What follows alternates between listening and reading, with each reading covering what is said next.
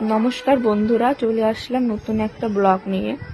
তো আগামীকাল সকালবেলা বর ফোন করে বলছিল 10টার মধ্যে রেডি থেকো, এক জায়গায় নিয়ে যাব। তো আমি আর সেই কথা শুনে সকাল সকাল উঠে রান্না ঠান্না সেরে খাওয়া দাওয়া কমপ্লিট করে বরের সাথে বেরিয়ে পড়লাম। আমি নিজেও জানি না কোথায় যাচ্ছি।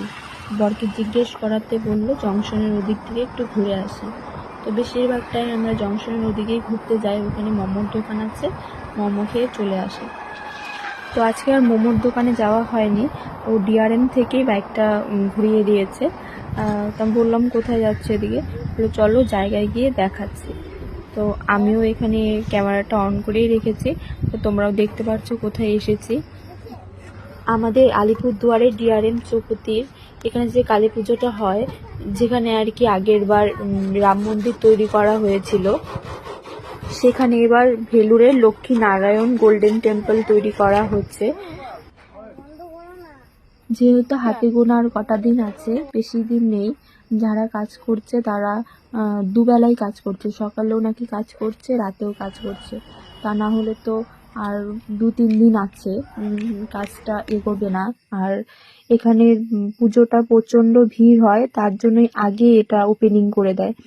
শুনেছি এটা 18 তারিখে উদ্বোধন হবে। তো যারা এখানে কাজ করছে প্রচণ্ড ধৈর্য সহকারে নিখুঁতভাবে কাজ করছে। তোমাদের একটু সামনের থেকে ঘুরিয়ে আনি, তাহলেই দেখলে বুঝতে পারবে। তো এই সাইডে অনেক কাপড় রাখা হয়েছিল, সেগুলো শুকাতে দিচ্ছিল এই সাইডে মাঠের মধ্যে। আর তোমাদের একটু ক্যামেরাটা সামনে নিয়ে যেয়ে দেখাচ্ছি।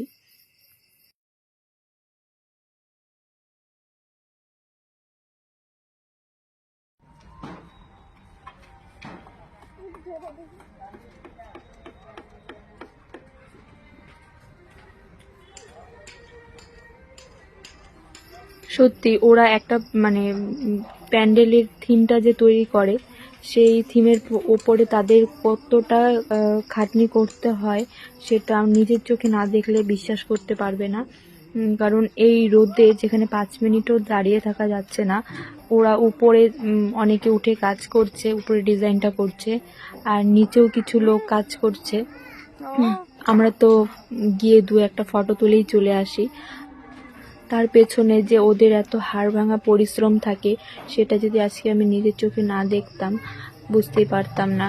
এই ভেতরের যে বাঁশগুলো বাঁধাই করা হচ্ছে, ওপরে বাঁশ বাঁধাই করা হচ্ছে, তারপরে আবার প্যান্ডেলটা তৈরি করার পরে ভেতরে ডিজাইন করবে।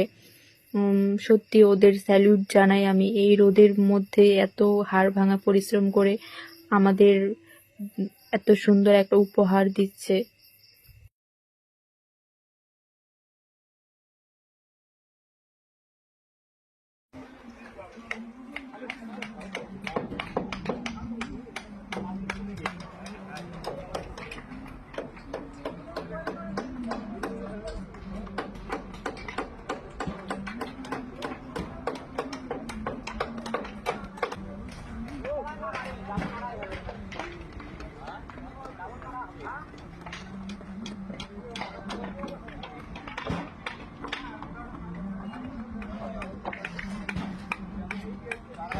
আমি অসংখ্য অসংখ্য ধন্যবাদ জানাই এই পুজো কমিটির প্রত্যেকটা মানুষকে।